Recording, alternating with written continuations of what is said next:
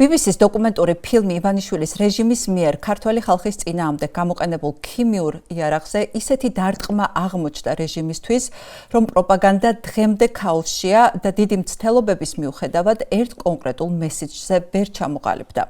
Am პროპაგანდისტულ ქაოსში კი ჩვენი მიზანი არის ერთი, არ ავწდეთ სამიზნეს და არ წამოვეგოთ პროპაგანდისტულ სატყუარებზე. Ჩვენი მოთხოვნა უნდა იყოს მხოლოდ ერთი, რომ საქმის საერთაშორისო გამოძიება ჩატარდეს. Ამ ეტაპზე რას ცდილობს პროპაგანდა? პირველი, ის ამბობს, რომ ფილმი ეყრდნობა ექიმ ჩახუნაშვილის დასკვნას. ამიტეზე ჩვენ საერთოდ არ გვაქვს არაფერი ნათქვამი კვლევაში, უბრალოდ BBC საიდან მიდის ამიტეზე, ეს არის 36 წუთი, 12 წამიდან 12 წამ არა, ნახე, BBC-ს აქვს სპეციფიკება, აი 26, აი მაგას გეტყვით ხა ვინ მიაწოდა, კონკრეტული მტკიცებულება ვინც მიაწოდა, 36 და 12 წამიდან რო ჩართავთ იმ ფილმს, ნახავთ კონკრეტულად რომ შიგნიდან ინფორმაცია მგაჟონა, კონკრეტული ინვოისები აქვს ამოღებული, სადაც არის კონკრეტული შტრიხ-კოდები ქიმიკატების და როგორც კოტე ამბობს ამ ვიდეოში, სინამდვილეში ფილმი ეყრდნობა სტრუქტურის შიგნიდან გამოჟონილ დოკუმენტს, ინვენტარიზაციის ცხრილს, სადაც შავი თეთრზე წერია, რომ აქციების დარბევებისას გამოყენებულია ნივთიერება, რომელიც საერთო კოდის UN 34339-ს ქვეშაა მოქცეული. BBC-მ განსაკუთრებულ დავალებათა დეპარტამენტის აღჭურვილობის აღწერის საბუთი მოიპოვა, რომელიც ამ პერიოდს ეხება და ძალიან კონფიდენციალურია, ჩვენ მისი ავთენტურობა დავამოწმოთ. ის ორი ქიმიკატი, რაზეც ლაშა საუბრობს, ამ სიაშია, მათი შერევის ინსტრუქციასთან ერთად. ლაშა ამბობს, რომ ის ყოფილ თანამშრომლებთან კონტაქტში რჩებოდა და მათ ეს დაუდასტურეს. დაუდასტურეს, რომ ეს ქიმიკატები რუსთაველზე აქციების დროს 2024 წელს გამოიყენეს. როგორც ტოქსიკოლოგს ეს მე ძალიან მაშფოთებს. მათი თეორიის მიხედვით ეს არის ქიმიური ნივთიერება სახელად კამი, იგივე CA. პირველად ის პირველი მსოფლიო ომის დროს ფრანგულმა ჯარმა გერმანელების წინააღმდეგ გამოიყენა. შემდგომ მას ამერიკული პოლიცია არეულობების სამართავად იყენებდა, მაგრამ მალევე შეწყვეტეს და უფრო უსაფრთხო ვარიანტებზე გადავიდნენ. ყველაზე მთავარი კი ისაა, მას შემდეგ რაც კობახიძემ ჯერ ვანო მერაბიშვილი დაადანაშაულა, მან გუშინ აღიარა, რომ ამ კოდის ქვეშ შემავალი ნივთიერება ნამდვილად იყო გამოყენებული. ნივთიერებები, რაც ამ კოდის ქვეშ არის, ის იყო შესყიდული სახელმწიფოს მიერ. იმ კოდის ქვეშ იყო, რა თქმა უნდა. იქ არის როგორც აკრძალული, ისე არაკრძალული და შესყიდვას ექვემდებარებოდა არაკრძალული ნივთიერებები, რა თქმა უნდა. დანარჩენს დეტალურად წარმოგვიდგენს ინფორმაციას გამოძიებას გამოიყენეთ. იყო თუ არა ამ კოდის ქვეშ ნივთიერებები გამოყენებული 24 წლის აქციების. იქნებოდა სავარაუდოდ, რა თქმა უნდა, ეს ანუ კიდევ ერთხელ რომ გავუსვათ ხაზი, UN 34339 კოდის ქვეშ მოქცეული რომელიღაც ნივთიერება ნამდვილად გამოიყენა რეჟიმმა და ეს კობახიძემაც დაადასტურა, ოღონდ აღნიშნა, რომ ეს ნივთიერება აკრძალული არაა. მოდით ახლა ვკითხოთ ხელოვნურ ინტელექტს, რა ნივთიერებებია ამ კოდის ქვეშ მოქცეული და შეიძლება თუ არა მათი გამოყენება, რომელიც არ უნდა იყოს დემონსტრაციების დასარბევად. მოკლე პასუხია არა. UN 34339-ით მონიშნული ტოქსიკური ნიტრილური ნაერთების გამოყენება ადამიანების წინააღმდეგ, მათ შორის დარბევების, დემონსტრაციების, საპროტესტო აქციების დროს აბსოლუტურად აკრძალულია როგორც საერთაშორისო სამართლის, ისე ქიმიური იარაღის კონვენციის CWC-ის მიხედვით. რატომ არის აკრძალული? ეს არის კლასიფიცირებული ტოქსიკური ქიმიკატები. ანუ მძიმე ტოქსიკური ნაერთები, რომლებსაც შეუძლიათ სუნთქვის შეჩერება, ცენტრალური ნერვიული სისტემის დაზიანება, ციანიდის მსგავსი მოწამვლა. ნიტრილების ნაწილი მეტაბოლიზმში ციანიდად გარდაიქმნება. ამიტომ მათი გამოყენება ადამიანებზე ქიმიური იარაღის კატეგორიაში გადადის. ქიმიური იარაღის კონვენცია CWC-ის მიხედვით აკრძალულია ყველა ტოქსიკური ქიმიური ნივთიერება, რომელიც გამოიყენება ადამიანების დასაზიანებლად, მასობრივი დაზიანებებისთვის, მოქალაქეების წინააღმდეგ. ეს მოიცავს ნიტრილურ ტოქსინებსაც, მათ შორის ნაერთებს, რომლებიც შედის UN 34339 ჯგუფში. რაიოდ კონტროლის საშუალებები უნდა იყოს არამკვლელი და დროებითი ეფექტის მქონე. UN 34339-ის ქვეშ შემავალი ნიტრილები კი მკაცრად ტოქსიკურია, დოზის მცირე ნაწილიც კი სასიკვდილოა, არ არის გამოყენებადი მასობრივი კონტროლის დროს, მათ არ აქვს დროებითი, არამედ სასიკვდილო მოქმედება.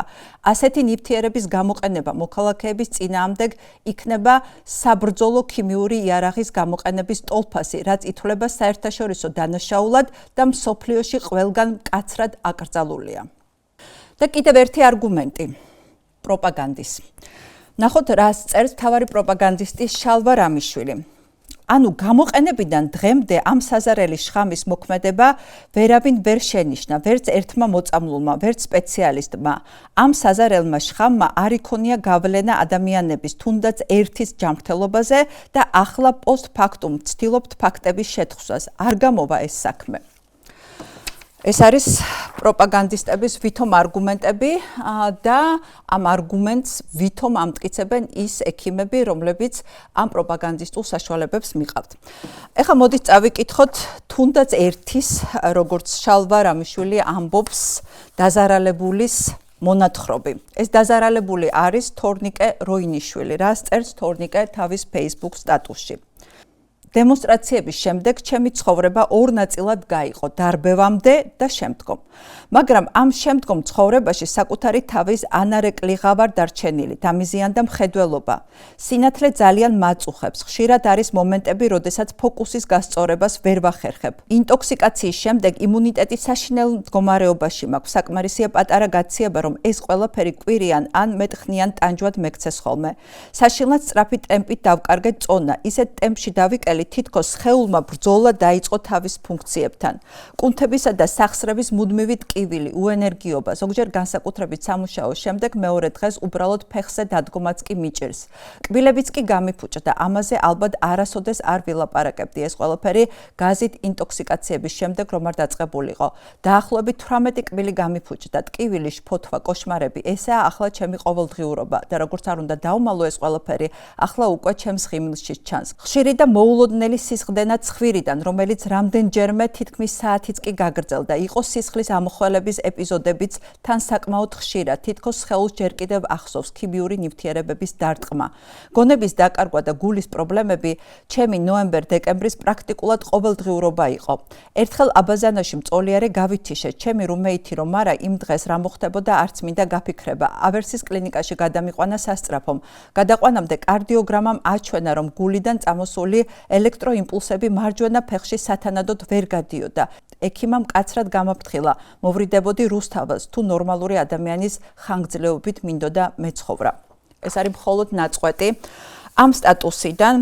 აქვე მარიკა არებაძემ, ახალის ერთ-ერთმა წევრმა და იურისტმა სთხოვა დაზარალებულებს, რომ მისთვის სიმპტომებით მიემართათ, რომელიც უმეორდებათ. მომართა 40-ზე მეტმა ადამიანმა, წერს მარიკა, სიმპტომები ხშირ შემთხვევაში მეორდება. გამოვლენილი სიმპტომების არასრული ჩამონათვალი, ხველა, თვალების წვა, პულსის უეცარი აჩქარება, წნევის ხშირი და სწრაფი, მკვეთრი ცვლილებები, ცხვირიდან სისხლდენა, ყელიდან და ღძილებიდან სისხლდენა, თაბრუსხვევა, კონცენტრაციის დაკარგვა, თავის ტკივილი, გამონაყარი, შფოთვა. ასევე ჯანმრთელობის მდგომარეობა, ალერგია, ანაფილაქსია, კვინკე, ფილტვების ანთება, საყლაპავის თიაქარი, მხედველობის დაკარგვა, სმენის დაკარგვა, მძიმე ნევროლოგიური დარღვევები, ანევრიზმის გასკდომა.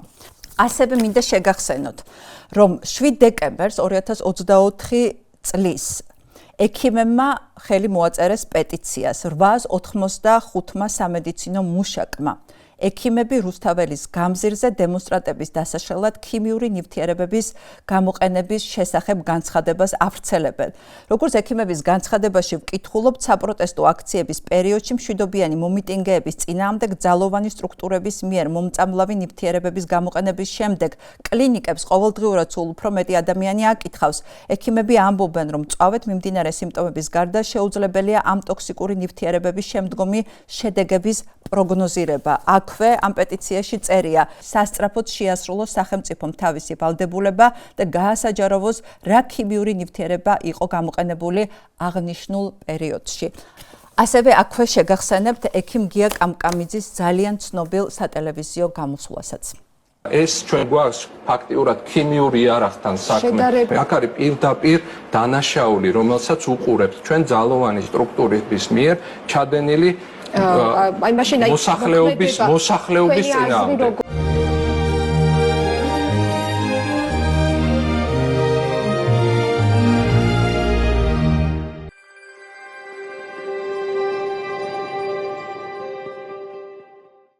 მოკლედ ჩვენ ვიწყებთ საუბარს ჩვენ სტუმრებთან ერთად.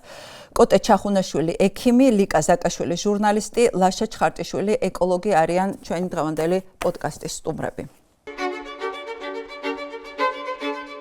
მოკლედ ლიკა თავდაპირველად მინდა კიდევ ერთხელ ვილაპარაკოთ რა იყო ამ ფილმში ის რაზეც უნდა გავამახვილოთ ყურადღება. მოგესალმებით და მადლობა მოწვევისთვის. პირველ რიგში ძალიან მნიშვნელოვანია ითქვას, რომ თავიდანვე იყო ცხადი და თავადვე ფილმშიც ჩანდა ეს და გამოქვეყნებულ მასალაშიც, რომ ეს იყო მტკიცებულებათა ერთობლივობით მიღებული სავარაუდო დასკვნა და ამიტომ იმისთვის რომ გავიგოთ რას ეყრდნობოდნენ, თითეული მტკიცებულება, რომელიც ჟურნალისტმა მოიძია, უნდა იყოს განხილული, ხო? აქ მთავარი რომელი იყო ან მტკიცებულებათა ერთობლიობა იყო. იყო დოკუმენტი, მაღალი კონფიდენციალური დოკუმენტი, რომელიც სავარაუდოდ მიაწოდა BBC-ს შიდა წყარომ, ან არ ვიცი, წყარო არ არის რა თქმა უნდა დასახელებული. ამ დოკუმენტის მნიშვნელობა არის ის, რომ ამ დოკუმენტში მოყვანილი იყო ის ორი უსახელო ქიმიური ნივთიერება ზოგადი კოდით და შემდგომ უკვე ამ კოდის გაშიფვრის ეტაპზე მოდის ის ახალი მტკიცებულებები, რომელიც უკვე ექსპერტთან ერთად დაავიწროვეს სავარაუდო ნივთიერება, რომელიც შეიძლება ყოფილიყო გამოყენებული სწორედ ამ დანიშნულებით ხალხის დასაშტელად და ის ადამიანი, რომელიც ყავთ გამოყენებული ფილმში, გვთავაზობს კონკრეტულ ვარაუდს.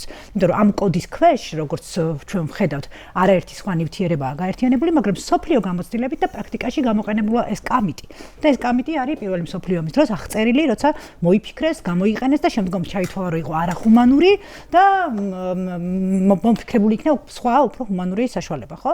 ეს ნივთიერება და ფილმშიც ეს ძალიან კარგად არის რამდენჯერმე გამეორებული, ეს არის მოძველებული ქიმიკატი, რომელიც აღარ გამოიყენება, იმიტომ რომ აღწერილია, რომ არის საშიში, იწვევს სავარაუდო გართულებებს, გრძელვადიან, რომ მეორე მსოფლიო ომამდე აიკრძალა, რა იყო ასეთი, რომ მეორე მსოფლიო ომამდე აიკრძალა, ასე რომ ჟავანაძესაც შეეძლო თუ ჩაყვებოდა კობახიძე შეეძლო ჟავანაძესაც ეყიდა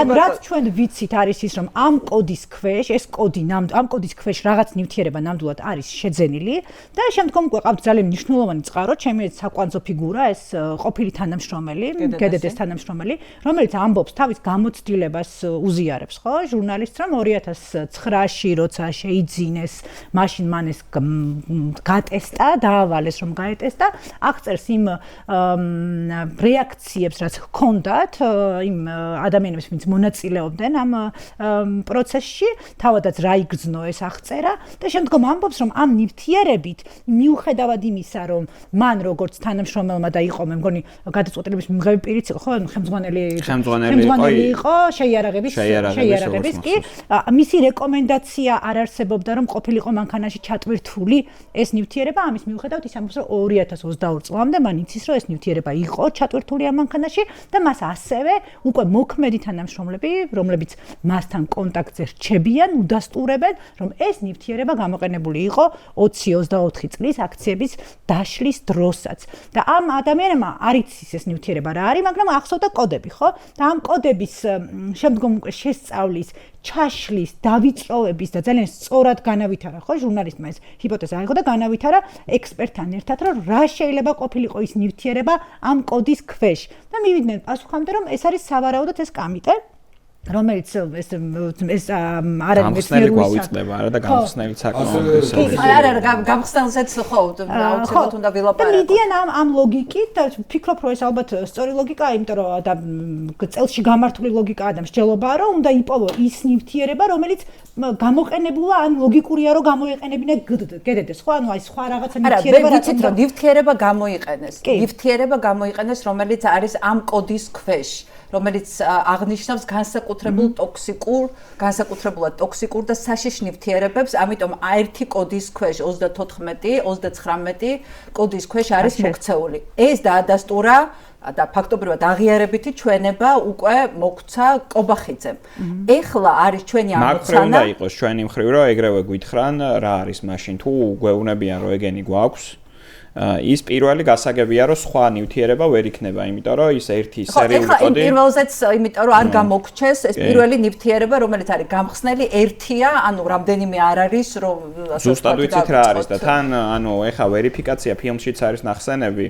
ბევრს არ უსვენებია, მაგრამ ორ სხვადასხვა წყაროსთან გადავამოწმოთ, კიდევ ეს ინვენტარიზაციის ცხრილიო და შესაბამისად, ანუ ვალიდური რო არის და ეხლა კობახიძემაც დაადასტურა, რომ ვალიდური არის, ხო, ეს ინვენტარიზაციის ცხრილი. შესაბამისად, ეს TC-იც რო იყოს გამოყენებული სხვა ნებისმიერ ნივთთან ერთად, ეგეც საკმაოდ პრობლემური არის, იმიტომ რომ როგორც დემონსტრატებს, ასევე GDD-ს თანამშრომლებს, ფაქტობრივად კანცეროგენს ასხავდნენ თავზე, ვიდეოები დაიდო, გუშინ წინ ჩვენმა მეგობრებმა აწყეს და ყოველ შემთხვევაში მე ხშირად შემხვდა ფიჩში, რომ აი როგორ ესხმეოდათ ეს წყალი იგივე ძალოვანი სტრუქტურის წარმომადგენლებს და შესაბამისად, ანუ აქ უნდა დავფიქრდეთ, რომ ესეც პრობლემური არის. პირველი ქიმიკატი სითხე ადვილად ამოსაცნობია. UN 1710 ტრიკლორეთილენია, ასევე TCE სახელით ცნობილი. ის გამხსნელია, რომელიც სხვა ქიმიკატების წყალში გასახსნელად გამოიყენება. ეს სითხე ადვილად აღწევს კანში, ფილტვებსა და კუჭნაძღალში. ის მოქმედებს ნერვულ სისტემასა და გულძარღვებზე. მას გვიზდლზე მოქმედება შეუძლია. ეს ნამდვილად არ არის ის ქიმიკატი, რომელიც შეიძლება ხალხს პროტესტის დროს შეასხა. ეს ყველაფერი დამოკიდებულია დოზირებაზე და რაც უფრო დიდია დოზა, გართულებების მით უფრო დიდი შანსია. ქიმიკატი მაღალი წნევის დანადგარშია ჩასხმული, ისწავლის მანქანასთან ახლოს თუ ვიმყოფები. საგანგაშო არა მხოლოდ აეროზოლის შესუნთქვა, კანზე მოხვედრა კი არ არის.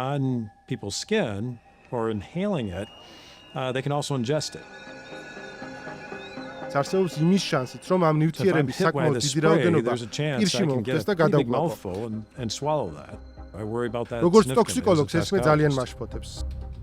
გარდა ამისა, თქვენ რომ დააკვირდეთ ნებისმიერ ლეგალურ დაშლის იარაღს, ჩვენ ახლა ლიტერატურული მოხილვა საკმაოდ ვრცელი ქონდა, როგორც კანონმდებლობის მხრივ და მომიწია ამას გავცნობოდი.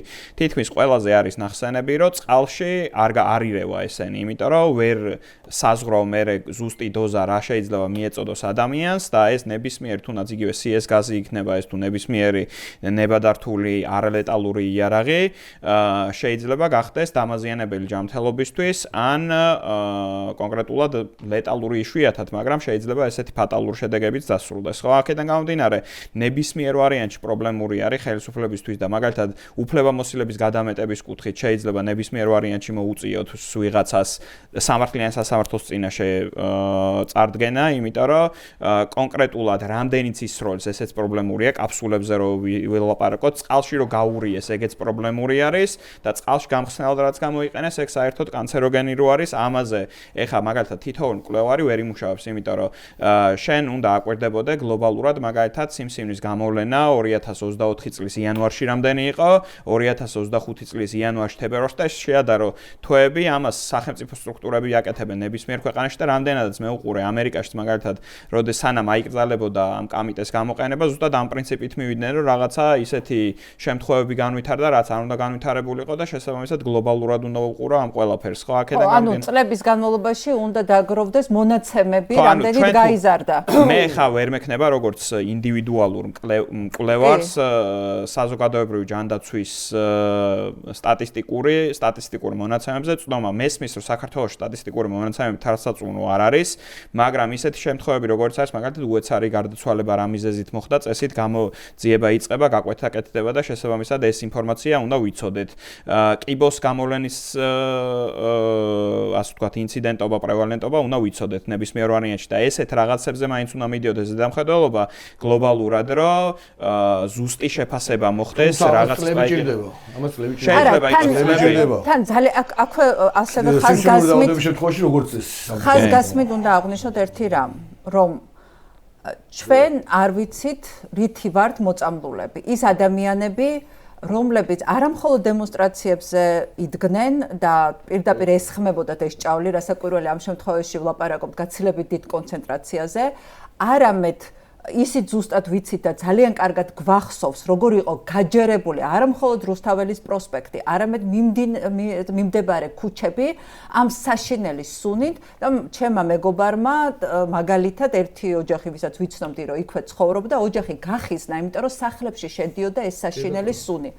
და იქ ადამიანები დადიოდნენ დღის განმავლობაში და ეს სუნი არ სკოლა, პირველი საშუალო სკოლა, სადაც ბავშვები სწავლობდნენ და ანუ იქ შენობაში ხო შედის, ეს ნივთიერებები ხო რჩება ისევე როგორც სახლებში. კრისტალივით არის და თუ არ ჩაირეცხა, შეიძლება შეწონილ მდგომარეობაში ტყვერთან ერთად ავიდეს და იქ გამოიწვიოს. ამიტომ აი ეხლა როგორც ხო გარემოს დაცვის ექსპერტმა მითხარი და მე უკვე სხვა საკითხზე გადავალ. პირველი ლოგიკური კითხვა, ლოგიკურ ასე ვთქვათ, დასვას ვიტყვი და შემდეგ უკვე სამართლებრივ არგუმენტს მოვიყვან, ლოგიკურად თუ დასამალი არ აქვს ვინმეს, ამ შემთხვევაში სახელმწიფოდ წოდებულ რაღაცა უზურპატორთა ჯგუფს, ბუნებრივია არ დამალავდნენ და აქამდეც ამ სკანდალის შემდეგ მაინც გამოხდოდნენ შემადგენლობას, ეს ლოგიკურია, ისევე როგორც აი მაგალითად იგივე ეგრეთ წოდებული არაბული ინვესტიციის მაგალითი არ იყოს ხომ, თუ კარგია და სასარგებლოა სახელმწიფოსთვის, რატო გვიბალავენ ამ ხელშეკრულებას ხო? იგივე ხდება ხომ ახლა ესებთან დაკავშირებით და ბევრ სხვა საკითხზე. როცა მალავენ, ეს ნიშნავს, რომ დასამალი აქვს და კარგი ეს ჩვენთვის არ არის.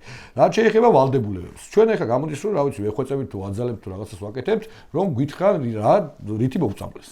არადა ვალდებულება გააჩნია გარემოსთან მიმართებაში, კონვენციური ვალდებულება აქვს, არსებობს ასეთი ორხუსის კონვენცია, რომელიც გულისხმობს ინფორმაციაზე ხელმისაწვდომობას გარემოსთან დაკავშირებულ საკითხებზე, ასევე მართლმსაჯულებას და ხელმისაწვდომობას და ასე შემდეგ.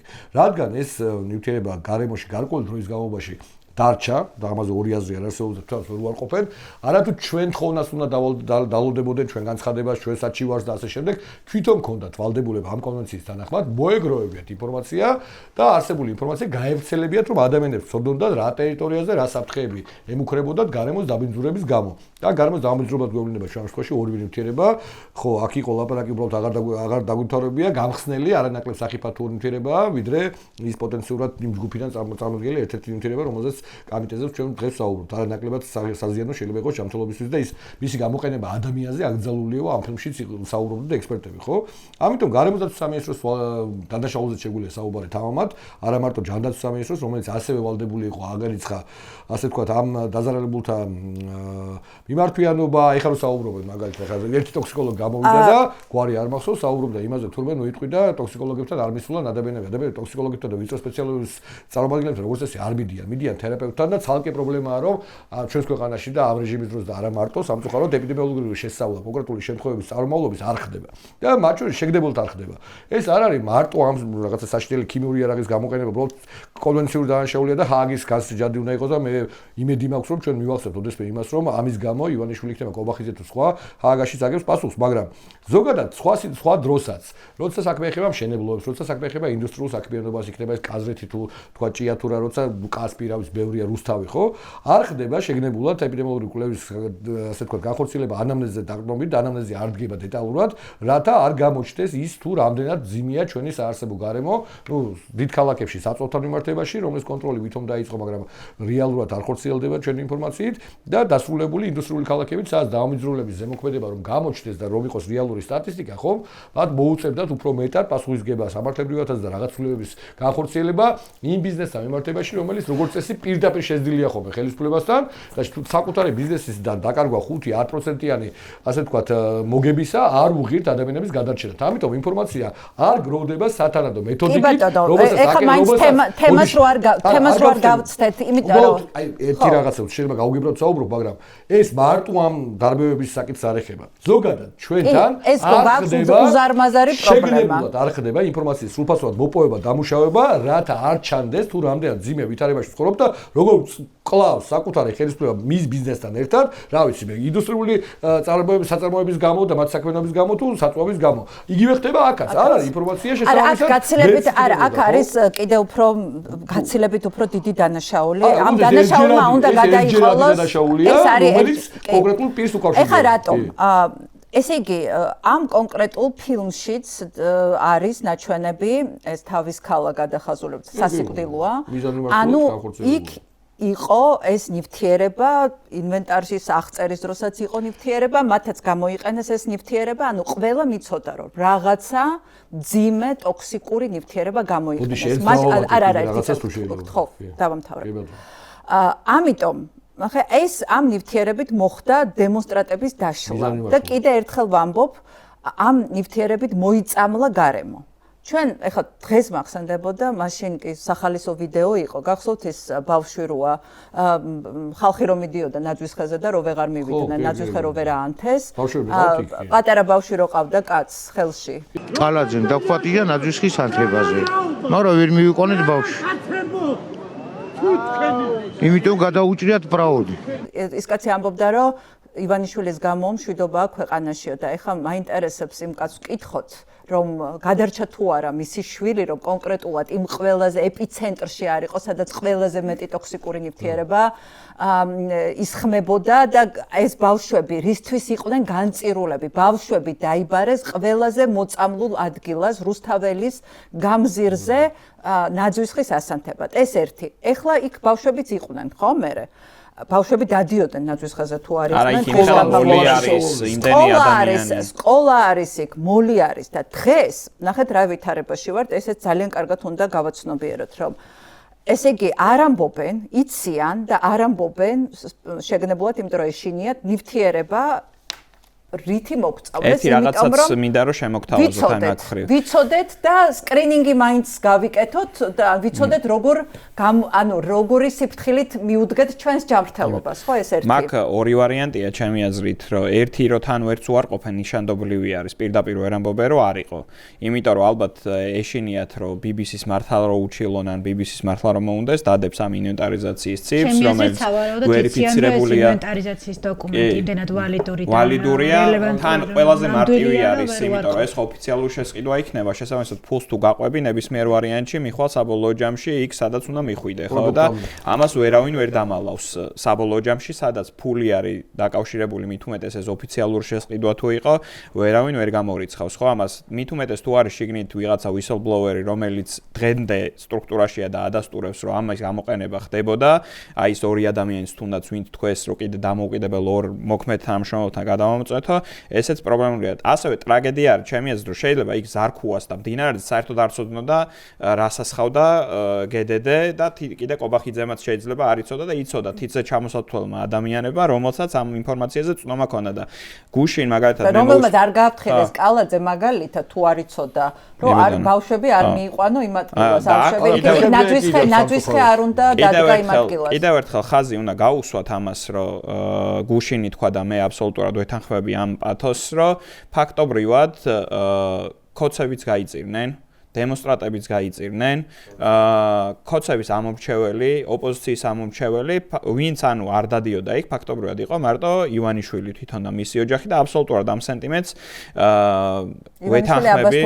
ხო, ვეთანხმები, იმიტომ რომ დანარჩენი თითქმის ძალიან დიდი ტრაფიკი არის იქ, იმხელა მოლი არის, ადამიანები მუშაობენ იქ, სკოლა, ეს პარლამენტარებიც ხო გინდა არ გინდა მიდიოდნენ იქ სამსახურში და შესაბამისად, ანუ ეს მე მგონი თვითონაც უნდა დაფიქრდნენ და დღეს რაღაც კომენტარები, რასაც შევხვდი, მე მგონი აი მე არ გამირევი, არაფერი არ მიქნია, არ ვიცოდი, ანუ რაღაც თითოს განწირულები არიან და თვითონაც მე მგონი ხვდებიან, რომ ივანიშვილს და ზოგადად იმ ადამიანებს, ვისაც ესეთი ნივთიერების პოტენციურად გამოყენების შანსი აქვს და შესაბამისად ხელმისაწვდომობა აქვს, სულ არ აინტერესებს ის თავისიანია, სხვისიანია, ყველას გაწირავს, ოღონდ ძალაუფლება შეინარჩუნოს და ამაზე მე მგონი უნდა გავამოხვილოთ ჩვენ ყურადღება.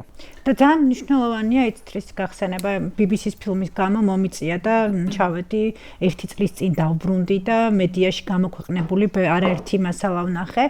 კითხვა რომ რამეს ხომ არ გვასხამენ ისეც რაც აქამდე არ გამოგვიცდიან კიდე რა ხდება ეს გაჩნდა პირველივე დღეს არაერთი მასალა მომზადდა იგივე რადიო თავისუფლების გვერდზეა გამოქვეყნებული სადაც ეს შესავალში თქვით ლიკა და აი ეს მაშინ ათობით აი ეს არის საპროტესტო ექიმები რუსთაველის გამზირზე დემონსტრატების დასაშლელი ქიმიური ნივთიერების გამოყენების შესახებ პეტიციას ავრცელებენ სავარაუდოდ იყო გამოყენებული ქიმიური რაღაც ნივთიერება რომელიც მოდიში ლიკა აი ნახე აქვე წერია სასწრაფოდ ამ პეტიციაში წერია, სასწრაფოდ შეასრულოს სახელმწიფომ თავისი ვალდებულება და გაასაჯაროვოს რა ქიმიური ნივთიერება იყო გამოყენებული აღნიშნულ პერიოდში.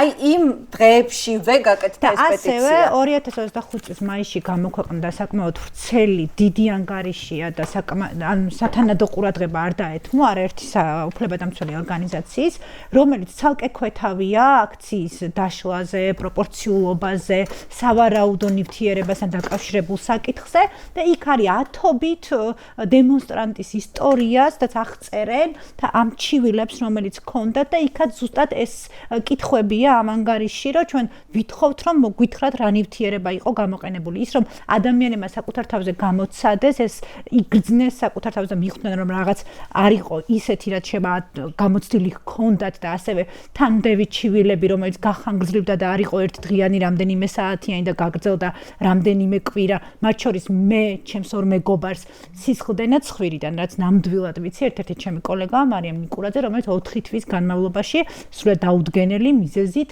უჩიოდა ცხვირიდან სისხლდენას და სავარაუდოდ ეს ამ მოწამვლასთან დაკავშირებული სიმპტომი იყო, რომელიც გამოიწვია იმ ნივთიერებამ, რომელიც დღემდე არ ვიცით და მე მგონი თავადაც ის გამოწყობა დავიწყეთ, ეგ იყო, რომ ჩემი ირგვლივ ბევრს ჰქონდა და ეგ გვაინტერესებდა. ამიტომ ამგვარად ის სურათის ისე ჩვენება, რომ თითქოს ახლა გახდა ეს არის პროპაგანდის ერთი ხერხი, კიდევ რას უნდა ველოდოთ პროპაგანდისგან, იმიტომ რომ ეს უნდა ამომწიოთ ეს მასალები და ამას ემსახურებოდეთ ჩემი შესავალში ჩემი სიტყვაც, იმიტომ რომ ეს მასალები იყო ყველა შეუძლია მოიძიოს, აგერ გიორგი კამკამიძის გამოსვლა იყო, გითხარით რა ქიმიური ნივთიერებით გვწამლავ, მიმართვიანობა იყო ძალიან ბევრი საავადმყოფოების და შესაბამისად სწორედ ამის საფუძველზე შემუშავდა ეს პეტიცია, რომელსაც 885-მა ექიმმა მოაწერა კიდევ ერთხელ. ჯანდაცემის რომ მე მგონი უპასუხა, რომ არაფერი არ არისო საგანგაშო, გადახრები არ არისო და მაგიტო არ გამოვითხოვეთ, ხო? მე მგონი მაგაზე უპასუხა, მაგ პეტიციაზე უპასუხა მე არაფერი აბსოლუტურად სრული იგნორი ყველა ორგანიზაციის, ყველა შესაბამისი ოფიციალური პასუხი რამდენად მახსოვს ესეთი იყო, რომელიღაცა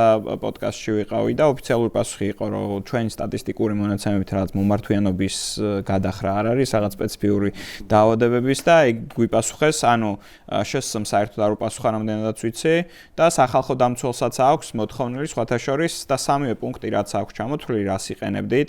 სახალხო დამცველის რად არის სხვათა შორის? რა დოზით იყენებდით და რა ინტენსივობით იყენებდით, რა დოზიანს იყენებდით და რა ინტენსივობით. ეს სამივე მნიშვნელოვანია, იმიტომ რომ სულ ნებადართული იყოს, აქაც უფლებამოსილების გადაცილებაში შეიძლება გავიდეს, იმიტომ რომ როდესაც არამიზნობრივად იყენებ და როდესაც აღწერაში უმეტესობას უწერია, რომ 3-4 მოკლე მონაკვეთში ამაზე მეტი არ გამოიყენოთ. თან ხალხში არ უნდა ჩააგდო, დამიზნებით არ უნდა ესროლო და ჩვენ გქონდა ფაქტობრივად აქ სამივე მხრივ პრობლემა, ხო? იმიტომ რომ სულ ნებადართული ყოფილიყო, ეგეც თავის დროზე რო არ გამომხვილეთ ყურადღება პრობლემა იყო და ეხა აკრძალულ ნივთიერებაზე საერთოდ ლაპარაკი ზედმეტი არის, ხო? ხო, რაც შეეხება კონცენტრაციას, ხო, რაზეც იყო საუბარი, ეგ მართლა პრობლემაა რეალურად, იმიტომ რომ საკუთარ ტყავზე და ცხვირზეც გადატანილი, საკმაოდ ფიზიკურად გამძლე ვარ, მაგრამ იყო მომენტები, რომ ჟანგბადი არჩებოდა ფიზიკურად, სასუნთქი, ასე ვთქვათ, სივრცე არ იყო, იმდენად დიდი რაოდენობით გაზს იყენებდნენ, ასე რომ ის გაზი რომ მსყოფილიყო მეტაკლებად დასაშვები პოლიციური ოპერაციისთვის, მაინც შეიძლება ძალიან მნიშვნელოვანი პრობლემა წარმოექმნა ჯანმრთელობის, თუმცა სტატისტიკას დაუბრუნდები და დამალვას დაუბრუნდები. დამალვაზე ხა ბევრმა გაიხსნა 9 აპრილი და გასაგებია რატომაც, იმიტომ რომ მაშინაც დამალვის ფაქტი იყო ძალიან მნიშვნელოვანი. არასდროს არ უთქვავს საბჭოთა კავშირს რითი მოწამლა დემონსტრანტები. რა ძალიან დიდი პრობლემაა, იმიტომ რომ ასაც არ უთქვავს სხვათა შორის და არ უღიარებია, რომ ქიმიური ნივთიერებით მოწამლა ესეც დიდი პრობლემაა, იმიტომ რომ შეიძლება ნაწილი ან ნაკლებად დაავადებული იყო, ნაკლებად ძიბად დაავადებული იყო, ან გადარჩენილი იყო და ასე შემდეგ მოწამლებს გულისხმობთ, რომ მოწამლები იმ მომენტშივე ხო არ დაიხოცენ, ხო? და ადრევე სიკვდილიანობა რამდენიმე წლის შემდეგ ვლინდება ხოლმე და უცხოეთმა დაიფაროს, მაგრამ ეხლა როცა სიმსივნის დაავადებებზე ლაპარაკობთ, ეს ერთ თვეში და ორ თვეში როგორც ესე არ ხდება, რამდენიმე წლის შემდეგ ვლინდება ხოლმე, ნუ იგივე, აი მაგალითად მე ეხლა ეს ათვალის შემთხვევით მარტო ატრიბუტად არ წამომიღია. არც მიფიქრია სხვათა შორის, არც დამიწერია არაფერი, ერთ-ერთი ნამდვილად განსხვავებულობას რაც შეეხება ესეც ტყავზე განცდილი, იმიტომ რომ მე გაზს რომელსაც ჩვეულებრივ ვიყენებენ ხოლმე, საკმაოდ მიჩვეული ვარ, ხუმრობ ხოლმე ჰაიმორიძე კარგად მოქმედებს ხო, ცოტა ხანი რაღაც სასუნთქი გზების გახსნას იწევს ხოლმე, მაგრამ ამ შემთხვევაში წყალმა დამწვა ფიზიკურად, რაც კილოგრამზე ვარ და გამიკვირდა, რომ 10 წუთი მეწოდა კანი ძალიან რა და საბოლოო ჯამში ეხა ეს მხედველობის დაქვეითება და ეს ერთმანეთთან არ დამიკავშირებია, 45 წლის ვარ და რამდენიმე თვეში დამჭირდა ცხოვრებაში პირველად სათვალე, ეხა ტელეფონიდან ვკითხულობ, აი ამ ტექსტს 12 შრიფტს ვერ ვკითხულობ უკვე. მაგას ბევრი ძალიან ადამიანმა დაკარგეს. ხო და ნუ ერთმანეთთან არ დამიკავშირებ, უბრალოდ ბოლო დროს, როცა ეხლა კი არ გაახსენათ ადამიანებს, უბრალოდ ბოლოს რო ეს ამბავი, საშტილი ამბავი, რომ ქიმიურაღი და არა მარტო ზედმეტი გაზი გამოუყენებიათ, გახდა ცნობილი, ბევრი ინტერვიუ დაგროვდა. ხო, ეს ინტერვიუები რო შემხვდა, ხო, ბევრმა აღნიშნა მხედველობის გაუარესება კამიტეს სიმპტომებში და ნეგატიურ ასე ვთქვათ, მოვლენებში დახედა არის ნამდვილად მხედველობის გაუარესება.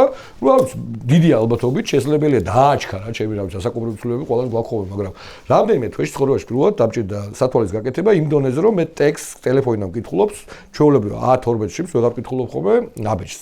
ნუ არ ვიცი, შეიძლება მაღალი ალბათობით შეიძლება ეს იყოს, იმიტომ რომ ამ აკრძალული ნივთიერების შედეგების ჩამონათვალში მხედველობის გაუარესება ნამდვილად წერია ერთ-ერთი. ნუ ახლა სიმსივნეები კიდევ უფრო სერიოზული პრობლემაა ორივე ნივთიერებასთან მიმართებაში და რა ვიცი, იმედია ძალიან მასობრივი არ იქნება, თუმცა დარწმუნებული არა ვარ. და ამის დაკავშირება წლების შემდეგ ერთმანეთთან უკვე ძალიან ძიმე იქნება. ეხლა ერთი კონკრეტული პროპაგანდაზე ოდნავ მოგვიანებით გადავალ რა შეიძლება კიდე გამოიყენოს. ერთად დავამატებ, არ დამავიწყდეს ხო. გარდა 9 აპრილისა ჩერნობილი მინდა შევადარო ერთი კუთხით. ჩვენ გვახსოვს რომ ჩერნობილის ამბის შემდეგ ბავშვებიც კი გაიყვანეს აღლუმზე საბჭოთა ხელისუფლების წარმომადგენლებმა და გაწირეს ის ბავშვები, როცა საკუთარი თანამებრძოლების, პარტიული წარმომადგენლების ბავშვების გაწირვაზე ლაპარაკია, ერთი შედარება გამახსენდა ეს ყველამ ვიცით რომ მაშინ მაისის 1 მაისის აღლუმზე გაიყვანეს ბავშვები, როცა იცოდნენ უკვე რეალურად რომ ძიმე იყო ძალიან ვითარება ჩერნობილში და მის ასე ვთქვათ შემოგარენში საკმაოდ დიდ სივრცეში.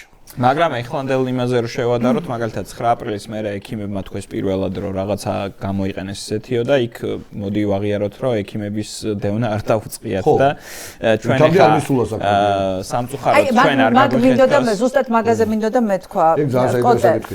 უკვე სამწუხაროდ არ იყო ინფორმაცია. ყველა მოისმინა, მაგრამ მაინც იქნება არის ვინმე ისეთი, ვისაც მანამდე არ უნახავს ეს ინტერვიუ თქვენი, სადაც ყვებით, როგორ დაიწყეთ როგორ მიიღეთ გადაწყვეტილება, რომ შეგექმნათ მონაცემების ბაზა იმ ადამიანების ჯანმრთელობის საფუძველზე, რომლებიც მიდიოდნენ ექიმებთან, მათ შორის თქვენთან.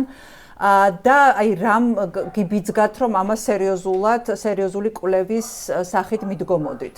პირველი, ანუ აი სისტემებზე ვისაუბრეთ ჩვენ და ჩემ როდესაც ადმინისტრაციული პატიმრობიდან გამოვედი, ბევრ ჩემ ახლობელს და ირგვლივ ზოგადად ადამიანს ჰქონდა ცხვირიდან სისტემა და პირველი ამ ხრივ წავედით, რომ ცხვირიდან სისტემის რაღაც კონკრეტული მიზეზები, მაგალითად შედედების პრობლემა ხო არ არის და შესაბამისად კვლევაში ჩავდეთ კოაგულოგრამა სისხლის საერთო ანალიზზე თრომბოციტები გვენახა, თრომბოციტების რაოდენობა გვენახა, ასევე შეიძლება კაპილარები იყოს დაზიანებული, ახან ეს დეპონირდება, ანუ შეიძლება დაგროვდეს და დააზიანოს კაპილარები, კაპილაროსკოპია ამის გამო ჩავთეთ და კარდიოვასკულური პრობლემები შეიძლება იყოს და წნევის გასომვა, კარდიოგრაფია და ასე შემდგომ, ამიტომ ჩავდეთ. საწყისი მიზანი ეს იყო. შემდგომ, როდესაც უკვე ეთიკური საბჭოს რეცენზია მივიღეთ და ნებართვა მოგცეს, რომ დაგვეწყო კვლევა, კითხვარი შედგენილი გქონდა უკვე და ჩაუშვით სადღაც, მე მგონი 9 იანვარი იყო თუ სწორად მახსოვს, ანუ ერთი თვე იყო უკვე გასული და კითხვარში იყო ისეთი მონაცემები, რამდენი დღე თუ გახსოვთ, რამდენი დღე ესწრებოდით დარბევას, ოღონდ კონკრეტულად როდესაც დაშლის საშუალებები გამოიყენეს, თუ იყენებდით აირწინახს, ან ნიღაბს, ანუ მოკლედ კლასიფიკაციები ქონდა ინდუსტრიული, არაინდუსტრიული, მთლიანი, ცალკე ნახევარსახის ასე შემდგომ და რა სიმპტომები ქონდათ რა სიმპტომები განუვითარდათ უშუალოდ დარბევის დროს, ანუ დარბევის დაწყებიდან მალევე და ერთი თვის შემდგომ, ან როდესაც კითხვარს ავსებენ, რა სიმპტომები ქონდათ, რა თქმა უნდა, იქ შეეძლოთ მიეთეთებინათ ტელეფონის ნომერი და ჩვენი მიზანი იყო, რომ ყველას ჩამოგვერეკა და რაც შეიძლება მაქსიმალურად ბევრი ადამიანი მოსულიყო მერე უკვე უშუალოდ გამოკვლევებზე, ხო, იმიტომ რომ კითხვარის მონაცემები მაინც არის თვით შევსებული, რაც თლაც სარწმუნო არ არის, ხო? საბოლოო ჯამში 347 კაციდან 79 მოვიდა, ალბათ შეკითხვა გექნებათ, რატომ მოვიდა 79. ბევრმა მკითხა და მაგიტო ბანემ აქვე ვიტყვი, კონკრეტული მიზეზი ჩვენ არ გვითქვამს, მაგრამ შეიძლება იყო ადამიანი, რომელსაც უბრალოდ დაეზარა, შეიძლება ნდობის პრობლემა იყო, შეიძლება არ უნდოდა უბრალოდ მოსვლა და ამიტომ მე ჩვენ ვერავის ვერ დავაძალებთ, რომ აი მოდი ძმაო კითხვარი შეავსე და უეჭველი უნდა მოხვიდე, ხო? აქედან გამომდინარე მე ბატონი გიორგი ვახსენეთ და ბატონმა გიორგი კამკამიძემ ასე ვთქვათ ესეთი წვრილი შეიტანა, უდიდეს წვრილი შეიტანა რომ ეს ანალიზები აგვეღა, სისხლის საერთო ანალიზი და კოაგულოგრამა ყველასთან, კარდიოგრამა, კაპილაროსკოპია, რახან მამა ჩემი, დედა ჩემი, გელა ღუნაშვილი, რომელიც ჩვენი ერთ-ერთი თანამკვლევარი იყო, კარდიოლოგები არიან, გვაქვს პორტატული აპარატები და შესაბამისად ჩვენი ინვესტიცია ამ პროექტში ეს იყო, ხო? რა თქმა უნდა დროის გარდა. და შედეგების მხრივ ჩვენთვის საინტერესო იყო, უფრო საინტერესო და საყურადღებო არის ის, რომ სავარაუდო ორი პნევმონიტი იყო, უბრალოდ ერთი დადასტურებული პნევმონიტი იყო და ერთი სავარაუდო პნევმონიტი იყო, მაგრამ პნევმონიტს კიდევ ბევრი კვლევა შეიძლება დასჭირდეს და შესაბამისად რახან ბოლომდე არ იყო მისული ეს აღვწერეთ, მაგრამ ერთზე დაზუსტებით ვერ ვთქვით, რაც ხელისუფლებისთვისაც საყურადღებო უნდა იყოს, იქიდან გამომდინარე პნევმონიტი ესე მარტივად არ ვითარდება. პნევმონიტი რო ვთქვათ, ანუ არის ფილტვების ანთება, რომელიც არაინფექციური აგენტით გამოვლინდა, ხო? შეიძლება იყოს. როგორც წესი უფრო ინფექციური აგენტით როგორც წესი პნევმონიტები უფრო ვითარდება, აი ეკოლოგს ეცოდინება პროფესიული დაავადებების დროს, მეშახტეებში, ანუ განსხვავდება პნევმონიისგან? ინფექციური აგენტი არ იწვევს, ანუ ვირუსი, ბაქტერია, სოკო არ იწვევს, ან მიკობაქტერია ეს ტუბერკულოზი რო ვისაუბროთ, ანუ ანთებითი პროცესი არის, იმიტომ რომ იქ რაღაცა დაგროვდა და შესაბამისად იმის ირგვლივ ვითარდება მერე ანთებითი პროცესი, რაც აზიანებს ფილტვს, ხო? და ეს შეიძლება დამაინვალიდებელი მდგომარეობაც იყოს და საყურადღებო არის. ეხლა ჩვენ ვერ ვიტყვით ამას, რახან 347 კაციდან 2-ს ქონდა, რომ ეს განვაზოგადოთ და ვთქვათ, რომ 0.7% გამოდის, 0.6% გამოდის, 0.6% იყო 100,000 კაციდან, ვისაც ეს განუვითარდებოდა, თუმცა ეს ორი შემთხვევაც იმას ხას უსვამს, რომ სურო ლეგალური იარაღს ვიყენებდეთ, თუ ადამიანები ესეთ დაზიანებას იღებენ, რამდენად პროპორციულია, იმიტომ რომ მაგალითად გამოკითხვაზე, როდესაც ვიყავი, დასკვნაზე მკითხეს მე და დასკვნა ეს იყო და მე ჩამეკითხა მე მგონი. გამოკითხვა ცალკე მაინტერესებს, რო ვკითხოთ. არა, აქვე რო ვახსენე, იმიტომ რომ ჩემი ეს რელევანტური არის, ანუ ჩვენი პარადიგმა მე საბოლოო ჯამში ეს რო გავაანალიზეთ, იყო ის, რომ სხვა ქვეყნებიც თუ მიდიან იმისკენ, რომ ეს არის ზედმეტად არადისკრიმინაციული, თუნდაც დღევანდელი დე-ფაქტო ხელისუფლების გადაწყვეტილებითაც კი იმ აქციების პერიოდში ჩათვალეს, რომ 60 კაცი იყო სამართლიანად, არასამართლიანად მაგას აღარ შევდივარ, ხო? ჩემი აზრით პოლიტპატიმრები არიან, მაგრამ ჩავთვალოთ, რომ მართლა აშავებდნენ იქ რაღაცას. 60 ადამიანის გაკავების გულისთვის იქ დაბომბო ჩვეულებრივად ლეგალური იარაღითაც კი ეგ არ არის არანაირი პროპორციული და სურო ლეგალური იარაღი გამოეყენებინა შენ თუ გაქვს აქეთ ესეთი ჯანმრთელობის პრობლემები, ეს ვერანაირად ვერ იქნება პროპორციული, თან აზიანებ მოსახლეობას, თან ბავშვები არიან, ორსულები, მოხუცები, რომლებსაც იქ უწევთ სიარული, ხო? დანარჩენი შედეგები, რაც მივიღეთ, სტატისტიკურად მნიშვნელოვანი ცვლილება იყო კარდიოლოგიური ცვლილებები, რაც მოსალოდნელი იყო იქიდან გამომდინარე, რომ ჩვენთვის ახლა ეს აირი ლეგალური, არალეგალური ფილტვებს პირველ რიგში ისედაც ჰიპოთეზის დონეზე შეგვიძლია ვთქვათ, რომ დააზიანებს.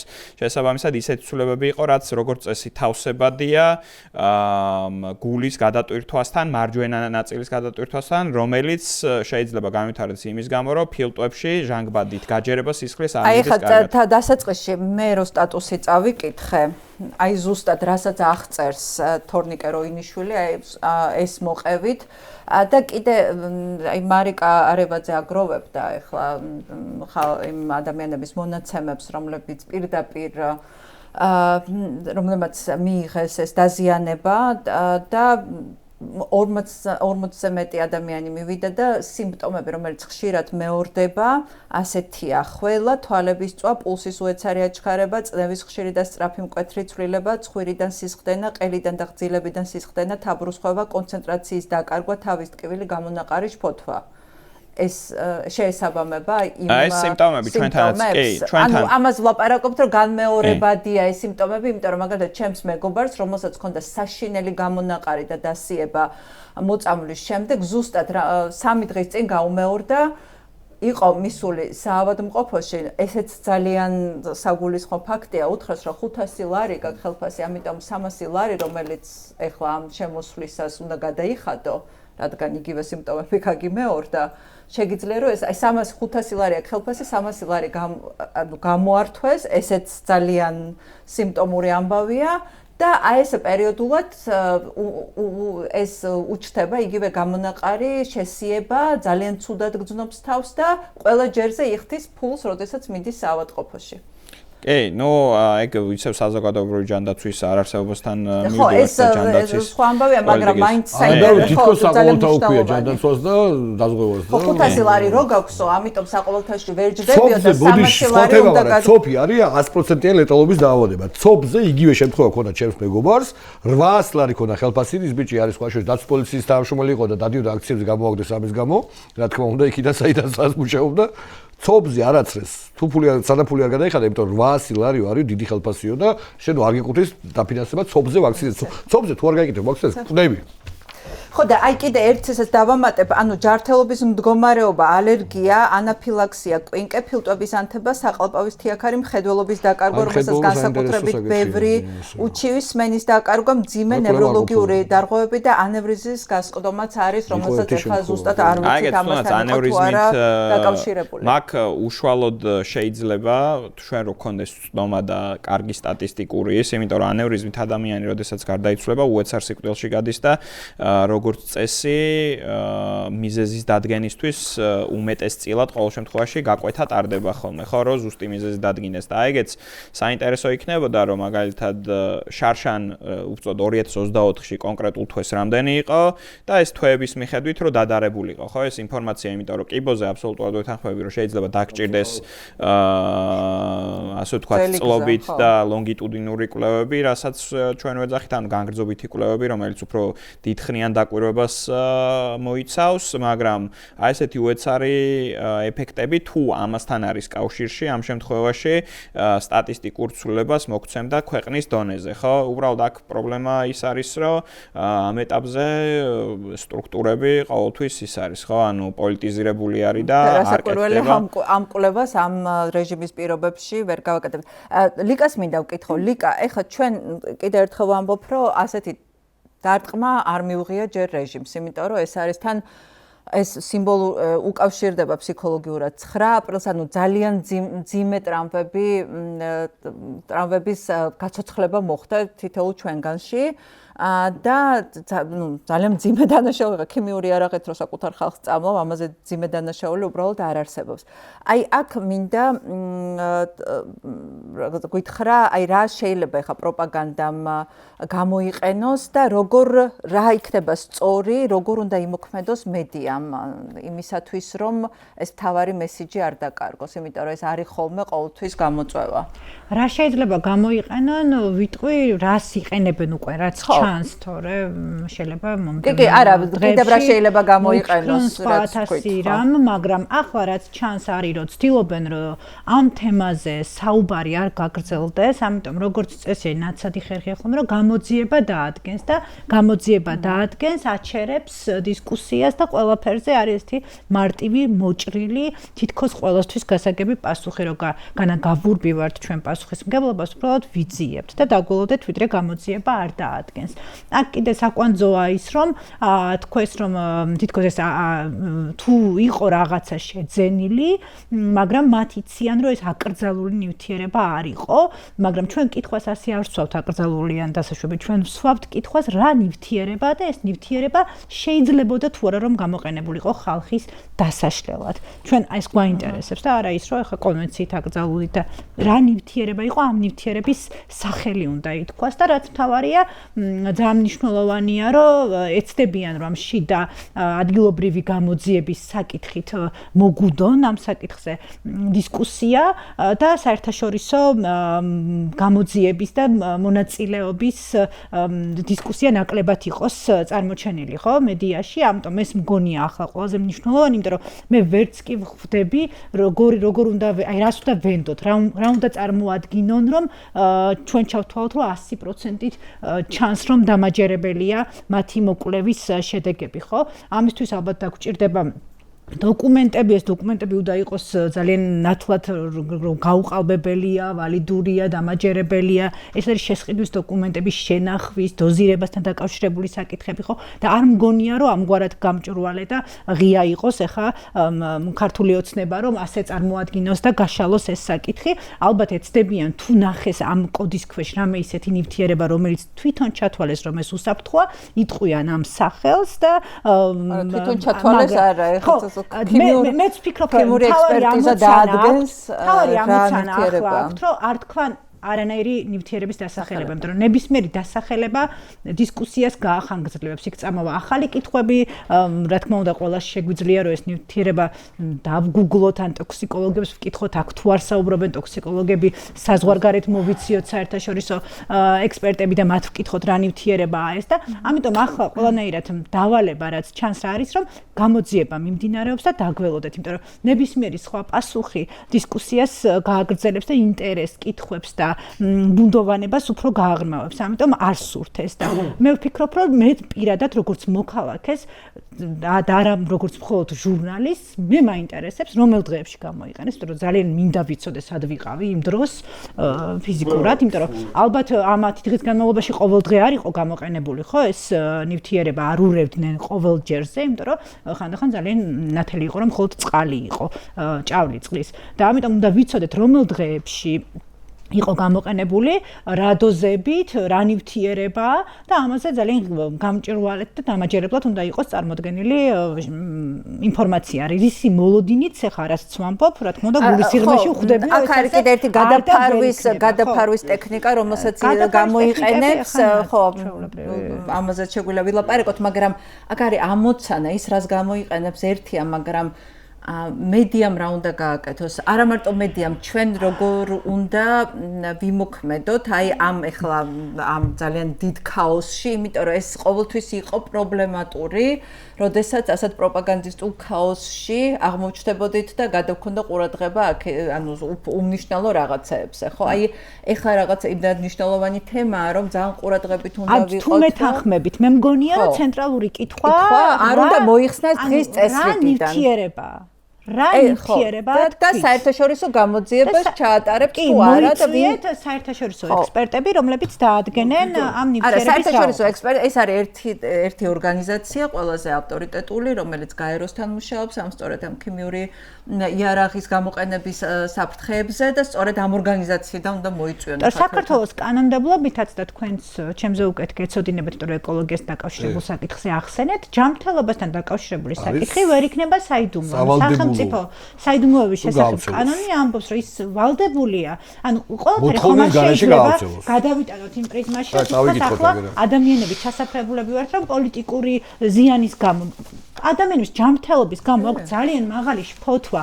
ღელვა და მე როგორც მოქალაქეს მაინტერესებს რომელ დღეებში სად ვიყავი, რა ნივთიერებაა, რომ ვიყო სრულფასოვნად ადეკვატურად ინფორმირებული იმაზე, რომ რა სავარაუდო გართულება შეიძლება გქონდეს ამას და უფრო რაღაცა ადეკვატურად მართლობის სტატუსი და ამიტომ უნდა ესმოდეთ ეს, რომ ახლა ძალიან მაღალია ფოთვა, ადამიანები ღელავენ, 10,000 ადამიანი იყო აქციაზე ამ 10 დღის განმავლობაში და ყველა უნდა იყოს უკლებლივ ძალიან სრულფასოვნად ინფორმირებული იმაზე, თუ რა მოხდა რომელ დღეებში და რა ტიპის ნივთიერება იყო გამოყენებული. ნუ რა შეიძლება დემაგოგიებით მე არ ამგონია რომ ათეს გამოძიება განახორციელონ და ადმინო მოიწვიონ, უბრალოდ მე ციტირებას გავაკეთე, მე ზუსტ რომ ვინმე ჩათვალოს რომ ჩემი ინტერპრეტაცია მორხულის კონვენციის ერთი პატარა აბზაცი და მე წავიკითხე, უბრალოდ ბავშვამდე მინდა თქვა რომ აღიარების მნიშვნელოვანი ნაწილი გაკეთებულია აღიარება რომ რაღაც ამ ჯგუფიდან არის გამოყენებული და მე როგორც ვიცი ეს ჯგუფი მთლიანად მოიცავს აკრძალულ ნივთიერებებს. გარდა ამისა გამხსნელის არის ადამიანის გამოყენება გამხსნელის ასევე აკრძალულია. არა როგორც თვითონ ეს ნამდვილად ასია.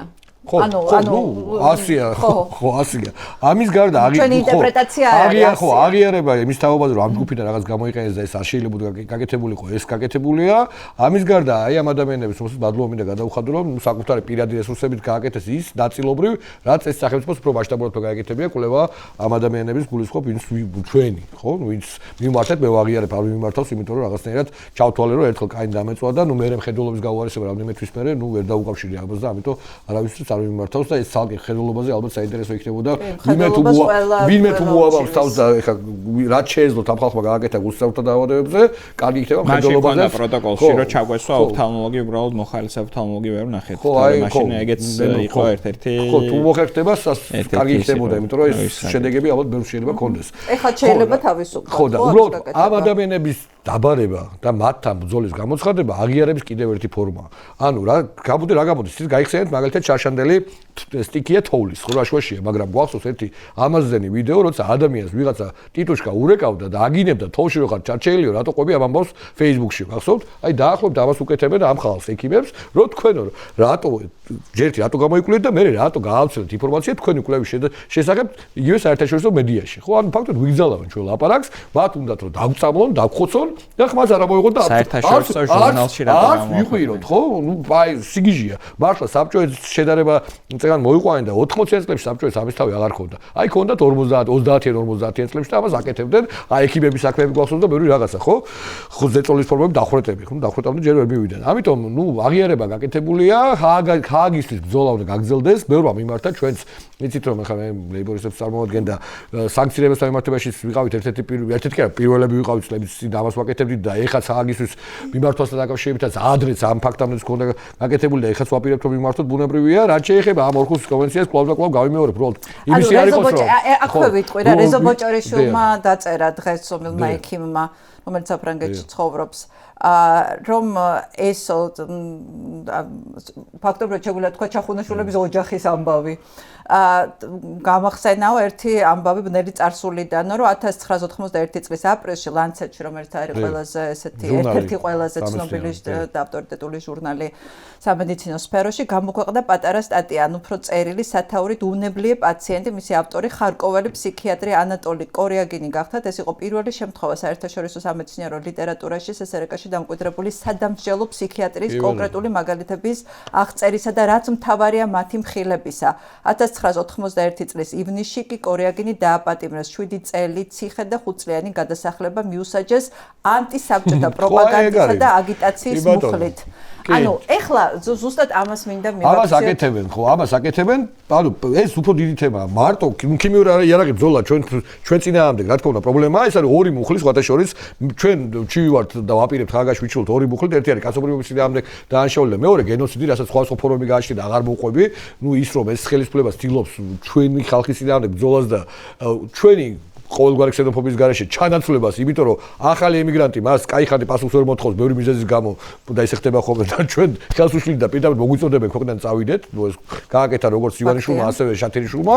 ნუ ამის გარდა სხვა ფორმებითაც ასე ვთქვათ ახორციელებს ჩვენთან ბრძოლას და მე ვფიქრობ რომ გენოციდის შეფასება შეიძლება ამას მიეცეს, მაგრამ რაც შეეხება ინფორმაციის გავრცელების გამო კონსტრუქცია გავავცელოთ ინფორმაცია ადამიანები ატარებენ საგამოძიებო ორგანოებში, ხო? ეს არის მართლა ანტისაბჭოთა პროპაგანდის მუხლი, ეხლა ვახსენე მე ამაზე ვფიქრობდი. ეს შეიძლება გამოიყენოს სხვა დროსაც, ანუ პრაქტიკულად ჩვენ გვეგზალება ნებისმიერ შემთხვევაში ხმის ამოღება, რომ კლავენ და ესე აკეთებდნენ, ამ წამლავენ, არ შეიძლება უბრალოდ ვიყვიროთ. ამას გვეუბნებიან და არ შეიძლება უცხოელებთან ვისაუბროთ ამაზე და თუ ეს შევარჩინეთ, ხო, ხვალ და ზეგ, რა ვიცი, ვიღაცა უცხოელი ნაცსავი იყოს უცხოეთში, ნაცსავი იყოს უცხოელი, ხო? მასთან ლაპარაკის გამო შეიძლება ადამიანები დაგვიჭირონ და ნუ ამაზე გაჩვენება ბუნებრივია არ შეიძლება და ამას ბოლომდე მიყოლა ჭირდება. რაც შეეხება ამ უხუზე, აი რახან ვახსენე კიდე ერთხელ წავიკითხავ, როგორ არის ასე თქვა თარგმნილი ოფიციალური თარგმანი ორხუს კონვენციის მე-5 მუხლის პუნქტი ნამდვილად ენაზგებს ჭირდება ისე ვერ ვკითხულობ ძალიან გული მწყდება თავიდან ვიფიქრე რომ ნაადრევად დავბერდი მეთქი 45 წლის ხარო და არ შეიძლება ეს ხდება ხოლმე მაგრამ ეხლა უკვე სერიოზულად ეჭვებარება რომ ამის ბრალი არ არის გარემოსათვის ან ადამიანთა ჯანმრთელობისთვის ბუნებრივი ხასიათის ან ადამიანის ქმედებით გამოწვეული რაიმე საფრთხის მოახლოების შემთხვევაში ხელისუფლების ორგანოებმა დაუყოვნებლივ უნდა მიაწოდოს მოსახლეობას რომელსაც შეიძლება ეს შეეხოს მათ განკარგულებში არსებული მთელი ინფორმაცია რაც მოსახლეობას მისცემს საშუალებას მიიღოს ზომები გამომდარი მავნე ზემოქმედების თავიდან ასაცილებად ან ზეგავლენის შესამცირებლად. ეს არის კონკრეტული ვალდებულება და კონსტიტუციის მერე საერთაშორისო ხელშეკრულებას აქვს ყველაზე მაღალი, ასე ვთქვათ, მაღალი შესრულების ვალდებულება, ყველაზე მაღალი რანგის დოკუმენტია, პირველი არის კონსტიტუცია, შემდეგ მოდის საერთაშორისო ხელშეკრულებები, კონვენციები და მერე მოდის სხვა კანონები. ანუ კონვენციური ვალდებულება აქვს. ჩვენ კი არ უნდა ვეხვეწოთ და ბაძავოთ, არა დღეს და ხვალ გითხარით, მათ ეს თვითონ უნდა გაეკეთებინათ. აქამდე პირველივე დღიდან. ხო, მე მის დამატება მინდოდა, რომ ვფიქრობ, რომ ასევე ძალიან მნიშვნელოვანია, ამას ვფიქრობ, რომ საქართველოში ტოქსიკოლოგები და ექიმები დააკეთებდნენ, რომ ამ კოდის ქვეშ ყველა სხვა ნივთიერებას სწავლობდნენ, ეძებდნენ ინფორმაციას, რომ რაღაცნაირად შემოგთავაზონ ანალიზი, თუ კამიტი არა, სხვა რა ნივთიერება ამ კოდის ქვეშ ისეთი, რომელიც შეიძლებოდა ხალხის დარბევის დროს გამოეყენებინათ, ხო? ამას რადგან აქ არ ხდება ეს დისკუსია და ეს საუბარი და ამ მსჯელობას ვერ ვხედავთ საექიმო საზოგადოებაში ყოველ შემთხვევაში ერთეულები ცდილობენ ამას ვფიქრობ რომ მედიის როლი ამ კუთხით კიდევ უფრო ძლიერდება რომ საერთაშორისო ექსპერტების თან საუბრით მოვახერხოთ ეს რომ ვიდრე მოიფიქრებენ ახლა ამ კოდის ქვეშ რომელი ნივთიერება უნდა შემოგვასწავლონ ხო კარგად იყოს შესწავლილი ამოწურული ეს საკითხი რომ თუ კამიტი არა აბა რა იმიტომ რომ ვფიქრობ რომ ყოფილიყო სხვა სავარაუდო ნივთიერება ასევე ამ დანიშნულებით სავარაუდო გამოყენებაში ხო განიხილავდნენ ამ სავარაუდო ვერსიასაც BBC-ს ფილმში და იქ ძალიან კარგად ჩანს რომ ეს ექსპერტი მიდის სწორედ ასე ამ კუთხით რომ ის ავიწროვებს რომ რა არის ამ კოდის ქვეშ ისეთი ნივთიერება რომლის ამ დანიშნულებით გამოყენების გამოცდილება მსოფლიოს აქვს და ამ კითხვის ქვეშ მივიდა იმ გამოცდილებასთან, რომელიც ყველა უკვე ვიცნობთ, ხო, პირველი მსოფლიო ომის დროს, შემდგომ ამოიღეს, იმიტომ რომ არაჰუმანურად ჩაითვალა ეს ნივთიერება ხალხის წინააღმდეგ გამოსაყენებლად და ითვლება, რომ არის ესეთი მოძველებული საშიში ქიმიკატი, რომელიც შეიძლება იწვევდეს იმგვარ გართულებებს, რაც უბრალოდ არაჰუმანურია დაშლისთვის გამოიყენო და შენი ხალხის წინააღმდეგ ხომ ითვლს. სხვადასხვა არა თუ არაჰუმანურია, საერთოდ ბიზანტთან აცდედილია დაშლა რას ნიშნავს? აქციის დაშლა ჩვენთან როგორც ეს არ ხდება, სამწუხაროდ ტრადიციულად ასე იყო და ეხლა უფრო დამძიმდა ვითარება ბევრად. მიზანია ხოლმე ანგარიშწორება, დასჯა. და ძელვადიანი წყობიდან გამოყვანა. როგორც ჩანს, თუნდაც სიკვდილის ჩაბმული შეიძლება ნაწილი ჩვენ დავიხოცოთ ერთმანეთთან უხდას რა ვიცი, სიმსივნეებით და რაღაცა იმით ეს არ არის აქტუალური, იმიტომ რომ დაშლა ნიშნავს გარკვეული მოკლე ვადიან პერსპექტივაში ადამიანების ჯგუფის გაყრას, გაყვანას კონკრეტული ტერიტორიიდან. შენ თუ მე ისე მწამლავ რომ ხვალ, ზეგ, ერთი თვის მერე და ორი თვის მერე მინიმუმ სერიოზულ პრობლემები ხდება ჯანმრთელობაზე შეიძლება საერთოდ ამან შეიწირო შემისწრე, ამას დაშლა არ ქვია. ეს სხვა მიზანია. ომში შეიძლება კიდევ უფრო იყოს დასაშვები მიზანი, რომ საბოლოოდ ის ადამიანი ადრე თუ გვიან გაწირო და მოკლა. მაგრამ იქაც იარაღი რო დაუვარდება, მე ვალდებულება აქვს რომ მოუვარო. დროს ხო რომ აქციის მიზანი, რა შეიძლება და რა არ შეიძლება. აქციის დაშლა არის სხვა რამ, გარკვეული მოკლევადიან პერსპექტივაში გავიდეს ადამიანების ჯგუფი იმ ტერიტორიიდან და ადამიანების გრძელვადიან წყობიდან გამოყვანა შეიძლება მოკლას კი, სულ სხვა მიზანია უკვე, არ არის დაშლა, დავიწყებოთ. ხო, რის თქმა მინდოდა და ასევე სასწავლებრივად ვართ გადარჩენი ფაქტობრივად ჭყლეტებსაც, იმიტომ რომ იქ შიგნით ჩაგდება ხალხში, მაგიტომ არ არის რომ დაშლა ნიშნავს იმას, რომ შენ რაღაცა პერიმეტრს ასუფთავებ, ხო? ანუ ეგ უნდა მოხდეს, ანუ წინ უნდა ჩააგდო რომ ადამიანებს არ დაეცეს და უკან უნდა დაიხიოს ეს თან ინსტრუქციებში მე რასაც გადავხედე ყველას უწერი ანუ ჩემი მოგონებული არ არის და შესაბამისად ინსტრუქციასაც თუ არ მიყვებიან ესე იგი ეს ინსტრუქცია არის ფაქტობრივად რეკომენდაცია როგორ უნდა გამოიყენო ხო ეგეც არის პრობლემა და სასწავლებრივად ვართ გადარჩენილი ალბათ იქ იმიტომ რომ მეც როდესაც ყვებოდი ეგეთ იმაში ვამშვიდებდი ხალხს და რა ვცდილობდი რომ მაგრამ ხალხის შეგნებამ თამაშა უზარმაზარი როლი იმიტომ რომ ყველა მოუყვა აქ ვხედავთ ყველა მოყოლებული როგორ ვეხმარებოდით ერთმანეთს. აი მართლა ეს იყო აი ყველაზე ერთ-ერთი ყველაზე დასამახსოვრებელი მომენტი. და დამიზნებით რა ვთქვათ, ალექსანდრე თირქია სასწავლებლად გადარჩა, ხო, ფაქტობრივად, იმიტომ რომ დამიზნებით იყო, იმიტომ რომ ის ზევიდან ჩამოვარდნით, თითქმის წარმოუდგენელია, რომ ისეთივე ძალით დაეცეს შუბში, რომ ესეთი დაზიანებები მიაყენოს, ხო, ადამიანს და აქედან გამომდინარე, ეს ყველაფერი ჯამში, ანუ სულ ლეგალურად იყოს, ყველაფერი ძალიან დიდი პრობლემა არის, მოკლედ რა, ანუ და ჩვენი სტატიაც ამას ეხმიანებოდა და ეხლა რა თქმა უნდა სტატიის უბრალოდ კვლევის დიზაინი და შესაბამისად სიმტკიცის ხარისხიც ძალიან რბილი ენა გვაქვს გამოყენებული, რო წაიკითხონ კოცებმა შეიძლება თვითონაც ესე ხო, ანუ რა ვიცი, შეიძლება ანუ ისე რეკომენდაციის სახით, იმიტომ რომ ჩვენ ახლა იმდენი რესურსი არ ქონდათ, ან მეცნიერებაში ესე არ არის, რომ კოტეს ესე უნდა დაწერო და იქ რეცენზენტი არის, რომელიც გეტყვის შენ ბიჭო რაღაცა ესეთ რო წერ ცოტა შეარბილე ენა და ანუ ისე დაწერე, რომ რაც შეესაბამება სტატიას, ხო, რა დონეზე მიზეზიც შეგიძლია დაამტკიცო ეს ისა და შესაბამისად ანუ რეკომენდაცია და ის რაც გქონდა ჩვენ არის რომ უნდა გადაიხედოს რეგულაცია უნდა გამკაცდეს გინდა ლეგალური იყოს იმიტომ რომ აქეთკენ თუ მიდის ბრიტანეთი რომ ხელით მისასხმელზე გადადის ძირითადად ძალიან დიდი ნებართვები ჭირდება რომ ეს საყოველთაო ეგრეთ წოდებული მასის მაკონტროლებელი ნივთიერებები გამოიყენოს ვაშინგტონის შტატი იყო თუ სწორად მახსოვს და ევროპული ქვეყნიდან მე მგონი ესპანეთი ან საფრანგეთი იყო ანუ ესეც ნიშანდობლივი არის ხო და ეხა უკანონო იარაღზე საერთოდ რა ვიცი მაგაზე იარაღზე ხო მინდა დასასრულისკენ წავიდეთ და მანამდე მინდა კოდა ჩვენი მაყურებლისთვისაც მოყვე რა ხდებოდა დაკითხვაზე სადაც დაგიბარეს როგორც კი, გამოკითხვაზე სამსახურებთან მომუშავე აგენტი. გამოკითხვაზე სხვათა შორის მე უფრო მოველოდი რომ მაგ ხრივ წავიდო და გამოკითხვა, მაგრამ გამოკითხვა ეგრევე ვისაუბრე და ეგრევე დავწერე რომ უბრალოდ დილდანვე ვატყობდი რას აპირებდნენ რომ ეთქვათ. პირველი მაგათი გზავნილი არის რომ თავიანთ ხალხში და ზოგადად ხალხში გაავრცელონ ეს ინფორმაცია რომ BBC-ს გამოძიება ეყრდნობა ჩვენს კვლევას. რომ კამიტი გამოიყენეს.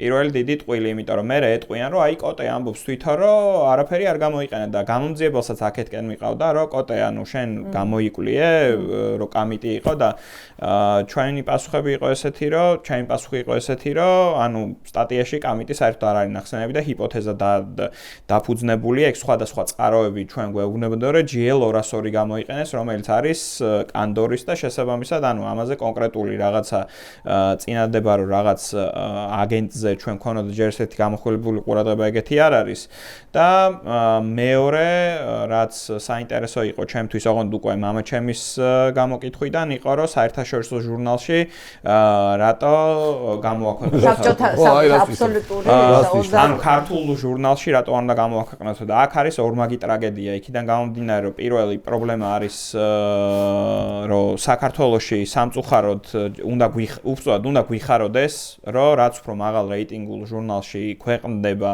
შრომა, ქვეყანასაც უნდა უხაროდეს და უმაღლეს საგანმანათლებლო დაწესებულებასაც უნდა უხაროდეს, იმიტომ რომ საერთო ჯამურად ეს ქვეყანასაც და იმ უნივერსიტეტს ან ინსტიტუტს უწევს რეიტინგს. მეორე ტრაგედია ის არის, რომ საქართველოში სამედიცინო ჟურნალების რო ერთი რო არ გვაქვს, რომელიც მაგალითად Cure ან Cured სტანდარტს დააკმაყოფილებს, ესეც პრობლემა არის და ზუსტად მე რო იქ ყოფილიყავი მამაჩემის ადგილას მაგას ვიტყოდი, რომ ერთ-ერთი ჩვენი მიზანი რატომაც გვინდა რომ ეს ხელისუფლება შეიცვალოს არის ის რომ მეცნიერება იმდანაც წინ წავიდეს რომ აქ ადგილობრივი ჟურნალებიც იყოს. ოღონდ ადგილობრივი ჟურნალი მესამე ტრაგედიაც ყოფილა უბრალოდ ადგილობრივი ჟურნალი ამ ადამიანს გონია რომ ადგილობრივი ჟურნალი თუ გაკეთდება ისიც აუცილებლად უნდა იყოს შეიძლება აბსტრაქტი იყოს ქართულად მაგრამ ისიც უნდა იყოს ინგლისურად იმიტომ რომ დღესდღეობით მოგწონს არ მოგწონს საერთაშორისო მეცნიერება არის ინგლისურად აბსტრაქტები არის მაგალითად ფრანგული ჟურნალები რომელიც აბსტრაქტი აქვს ინგლისურად უბრალოდ ფრანგულად ინგლისურადაც აქვს, მაგრამ მთლიანი ტექსტი როგორც წესი არის ხოლმე ინგლისურად, რომ მიმოცვლა მედიცინაში ესე არის ეგრეთ წოდებული ღია მეცნიერება, რაც იმას ნიშნავს, რომ ღია წვდომა გაქვს სხვის ნაშრომზე და მაგიტო გიწევს უმეტესობა შრომაში ფულის იქით გადახდა, რომ იქ არ მოუწიოს ვიღაცას სიტყვაზე $50 რომ შენი ინფორმაცია გახსნას. ხო, ანუ ქართულ ჟურნალშიც რო დაბეჭდილიყო ჯერ ეს ერთი ინგლისურად დაიბეჭდებოდა და ყველას ექვთნებოდა წვდომა, ეს არის ტრაგედია, რომ ამ ადამიანებმა ესენი არ იციან და ჩვენ ამ ხრივ ხო ანუ რაც თუ ამბობთ აი ანუ ამაზე წავიდა გამოკითხვა ხო და ძირთად მე რაც რა იყო ანუ მიზანი რა იყო ამ გამოკითხვის კითხვები ისეთი იყო რომ საბოლოო ჯამში გამოძიებამ თქვას რომ BBC ეყნობა ამას იმიტომ რომ იქაც იყო რომ BBC რის საფუძველზე რატო ამბობს შენი კვლევის საფუძველზე და იქაც გამომეორე როგორც ჟურნალისტებს გამომეორე რომ 36 წუთიდან და 12 წამიდან ამბობენ რომ ამ კვლევას ეს კვლევა ვერ ადგენს აგენტს და მიდის უკვე ბოლო წუთიანი მონაკვეთი სადაც არის ეს ინვენტარიზაციის ცხრილი ინფორმატორების ინფორმაცია და ასე შემდგომ რის საფუძველზე მე ტოქსიკოლოგთან აქვთ საუბარი, თან ეს ადამიანი მერე რო დავსერჩე, მართლა არის ქიმიური იარაღში ექსპერტი, რომელიც სხვადასხვა ქვეყნებს და ამერიკის შტატებსაც აძლევს, ასე ვთქვათ, რეკომენდაციას, რომელი ქიმიური აგენტი შეუძლიათ გამოიყენონ, რომელი არ არის დასაშვები, რომელი რა დოზით მიზანშეწონილი და ასე შემდგომ და ის ადამიანი ფაქტობრივად რაც BBC-ს ბოლო წუთში თქვა, მერე დაადასტურეს, მაგრამ გამოძიებას იქით მიყავდა, ანუ ისეთი შეკითხვები დამისვა კონკრეტულად მე, რომ მეგონა, რომ დასკვნაში ბოლოს უნდა ჩაეწერა, რომ ჩვენ ვეცადეთ დაგვედგინა ეს ქიმიური აგენტი ნამდვილად იყო გამოყენებული თუ არა, მაგრამ კოტესკულევ ამას არ ადგენს, შესაბამისად BBC იტყვილება და მორჩა დაიპყრა ეს თემა. კი, მე უბრალოდ მინდა რომ ადამიანებმა მიაქციონ ყურადღება ერთ ძალიან მნიშვნელოვან გარემოებას.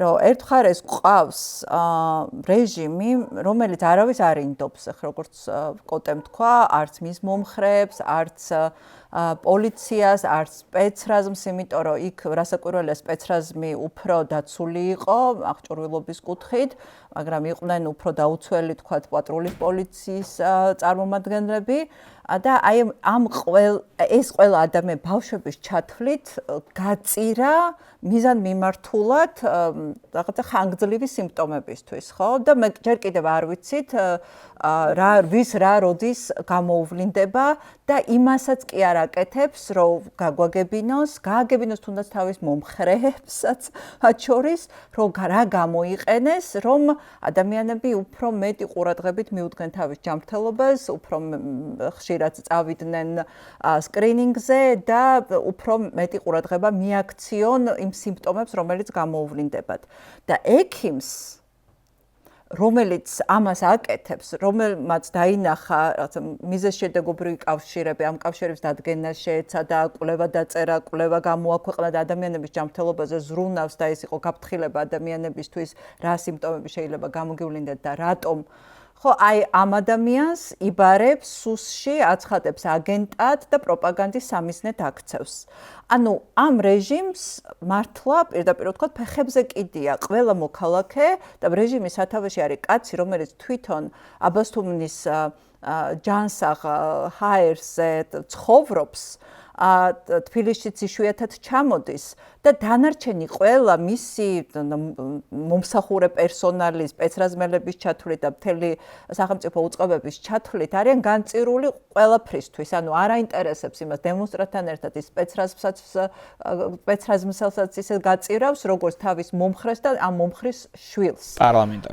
პარლამენტარს ხო და ბავშვებს, ამათ ბავშვებსაც გაწირავს. ასე რომ მე მგონი აი ყოველგვარი ემოციის გარეშე ამაზე, აი ამ შედარებაზე ძალიან კარგად უნდა დაფიქრდნენ. რაც შეეხება ჩვენ უნდა კიდევ ერთხელ ვამბობთ, რაც ლიკამაც თქვა, უნდა ფოკუსირდეთ ერთ კონკრეტულ თემაზე. უნდა მოვითხოვოთ ორი რამ. დაასახელონ რა ნივთიერებით მოგწამლეს და ჩაატარონ საერთაშორისო გამოძიება, რომელსაც ჩაატარებს გაეროსთან არსებული სპეციალური ორგანიზაცია. და ამ კოდის ქვეშ საერთაშორისო ტოქსიკოლოგების მონაწილეობით, რომ რეალურად გაიზარდოს ცნობიერება იმაზე, თუ რაზე გვაქვს საუბარი, რომ მე არ მოხდეს უფრო ადვილად манипуლირება რაღაცა სავარაუდო ნივთიერების დასახელებით და ამ საზოგადოებრივი ყალბი აღქმების შექმნა. და ბოლოს კიდევ ერთხელ შაბათს 7 საათზე ვიწყებთ მსვლელობას ამ მოთხოვნით ფილარმონიიდან, რა ვიცი, ეს უკვე აღარ არის ასე პოლიტიკური მოთხოვნა, ეს უკვე ადამიანების ჯანმრთელობას თვით გადარჩენის საკითხია. ეს თქვენ კი არ მოგიწევთ შედარება, მაგრამ როცა საკუთარი ხალხის გაწირვაზეა საუბარი. ეხლა ხანს იყო ერთი კიდე უბრალოდ შედარებების გარეშე არ შემიძლია ხოლმე ერთ რაღაცას ზოგადად როგორ გწამლავენ, ხო? შორს არ წავიდეთ, ძალიან მნიშვნელოვანი თემაა, რა საუბრობთ. ერთ გავიხსენებ, ჩვენ გქონდა ერთი წლის წინ დაახლოებით შემთხვევა, როცა ძროხის პატრონების დამსახურებით გავარკვიეთ, რომ ანგზალულ სკინტლიან რძეს გვასწევდნენ 6 წელი. ხო და ეგეთ ქვეყანაში ვცხოვრობ. შესაბამისად იმ რძეს. და მე გვიქრა რომ ეს ძალიან კარგია იმ კაცმა. ხო, არა, ანგზალულია ევროკავშირში 6 წელი. არა და რა ქვია კაც პაპაშვილი, ეს არაჩვეულებრივია. ხელისფლების მიდგომის საკითხია, რომ ყოველ დღიურობაშიც ასე გვწირავენ. ყველანაირი მეთოდი. უბრალოდ ეხლა პირდაპირ ქიმიური იარაღს შეგასხამენ, გასაგებია უფრო მძიმე დანაშაულია, ერთჯერადად უფრო ადვილად შეიძლება დაადგინო და ძალიან მძიმე ფორმაა, მაგრამ ყოველ დღიურობაში საკვები, ჰაერი, გარემო შესაბამისად ცხოვრობ. რამდენიმე დღის წინ თბილისში გავუსწრებთ. აბსოლუტურად გაუცვალ გარემოში, რომელშიც ცხოვრობს ხვების და დაგენილი არის მაგალითად ამ თემაზე გვიწევდა ჩვენ მუშაობა მე და ჩემ მეუღლეს ოფიციალურ სტატისტიკითაც მაგალითად ეხა რასაც ლაპარაკობს მაგალითად ქვემო ქართლში იქ ბოლნისში, მარნეულში და ასე შემდგომ კიბოს პრევალენტობა და ინციდენტობა არის გაცილებით უფრო მაღალი ვიდრე ნებისმიერ სხვა იმ არასრული სტატისტიკით. კი ბატონო, ხო, ანუ ესეც კი იციან, მაგრამ აი ჩვენ რო ამაზე ვერაფერს ვერ ვაკეთებთ და უძლურები რო ვართ ამ ეტაპზე, ეგ არის პრობლემა და ჩვენ ეს უნდა შევცვალოთ რამენაირად რომ მივიდეს სისტემა იქამდე რომ მაგალითად RMG Gold-ის სიტყვაზე თუ აკეთებს რაღაცას, იქ იმაზეც უნდა იზრუნოს რომ ისეთი ფილტრების რაღაცა იყოს, რომ ხალხი არ შეწიოს. ხოთა შორის CND-ების ჯგუფია, იქაც აქტუალური, ქვემო ქართლში, იმიტომ რომ იყენებენ CND-ის სხვა, ასე ვთქვათ, დაერთს, აქაც CND იყო და კიდე საეკლესიო მიმართულებითაც CND გვახსოვს. ხო, CND ძალიან უყვარს ეთქო ბიზნესმენებს. არა მარტო CND-ის სხვა სკანდალების ვარ შემორტყმული. ძალიან დიდი მადლობა კოტე ჩახუნაშვილი, ლიკა ზაკაშვილი და ლაშა ჩხარტიშვილი იყვნენ ჩვენთან ერთად. კიდევ ერთხელ შეგახსენებთ, შაბათ 7 საათზე ფილარმონიიდან იწყება მსვლელობა მოთხოვნით გვითხარით რა ნივთიერებით მოგწამლეთ, გვითხარით რითი მოგწამლეთ და ჩაატარეთ საერთაშორისო გამოძიება. ეს არის ის თემა, რომელზედაც ფოკუსი არავითარ შემთხვევაში არ უნდა დავკარგოთ, რაც არ უნდა შემოგვიგდოს რეჟიმმა ყურადღების გადასატანად.